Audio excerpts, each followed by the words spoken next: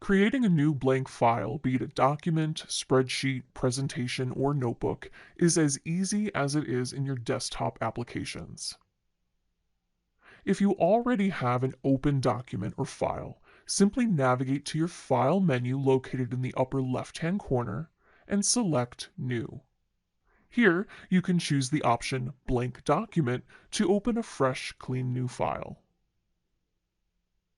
From Office Online, simply click the application type you'd like to create. For this example, let's say I want to create a Word document.